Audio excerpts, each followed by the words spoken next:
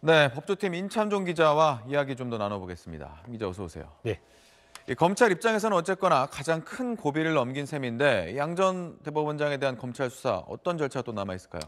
네, 양승태 전 대법원장은 앞으로 구속 상태에서 검찰 수사를 받게 됩니다. 네. 검찰은 최장 20일까지 추가 수사를 한 뒤에 양승태 전 대법원장을 재판에 넘길 예정입니다. 네. 오늘 새벽 영장이 기각된 박병대 전 대법관과 앞서 영장이 기각됐던 고영한 전 대법관도 함께 기소될 것으로 보입니다.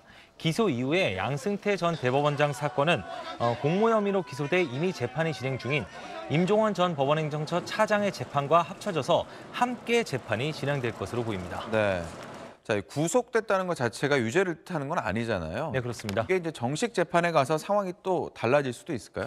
네, 양승태 전 대법원장에 대한 영장을 발부하면서 영장 전담 판사가 범죄 사실 상당 부분이 소명됐다고 표현했지만 이게 곧바로 유죄라는 뜻은 아닙니다. 네. 왜냐하면 소명이라는 개념이 유죄 선고를 위해 필요한 범죄 사실 입증보다 낮은 단계의 개념이기 때문입니다. 네. 양 전 대법원장은 따라서 본 재판에서 비록 구속은 됐지만 검찰이 제출한 증거들이 사실이 아니거나 유죄를 입증하기까지는 부족하다 이런 주장을 할 것으로 보입니다.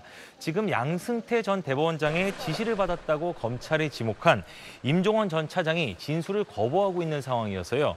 검찰은 지금 양 전 대법원장이 직접 결재한 사법농단 보고서 그리고 양 전 대법원장의 직접 지시를 받았다고 주장하고 있는 이규진 판사 등의 업무 수첩 등을 증거로 제시한 상황입니다. 네. 따라서 판사가 앞으로 이런 증거들을 유죄를 선고하기에 충분할 정도로 입증됐다고 볼 정도로 충분하다고 볼지가 이게 관건이 되겠습니다. 네.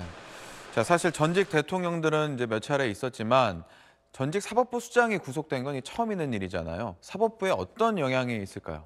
네, 말씀하신 것처럼 전직 사법부 수장이 처음으로 구속됐다 아니다, 초유다 아니다 이 부분도 중요하지만 정작 가장 중요한 것은 과연 이번 사태가 헌법이 규정한 재판의 독립, 법관의 독립에 어떤 영향을 미칠 것인가 이 부분일 겁니다.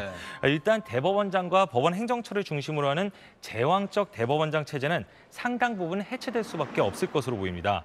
앞으로 이번 사건에 유죄가 나올지 무죄가 나올지 이 부분과 별도로 이번 수사를 통해서 판사들에 대한 인사권을 가진 대법원장이 법원 행정처라는 엘리트 판사 조직을 동원해서 법관들에게 부당한 지시를 내린 사례가 여럿 드러났습니다. 또 상당수 법관들이 부당한 지시인 걸 알면서도 그대로 따른 사실도 밝혀졌습니다. 하지만 전직 대법원장조차 재판의 독립을 훼손할 경우 구속까지 될 수 있다는 전례가 생긴 이상 앞으로는 아무리 대법원장이라고 할지라도 부적절한 지시를 내리기가 어려워졌고 또 부당한 지시가 내려오더라도 판사들이 이를 따르지 않을 가능성이 커졌습니다.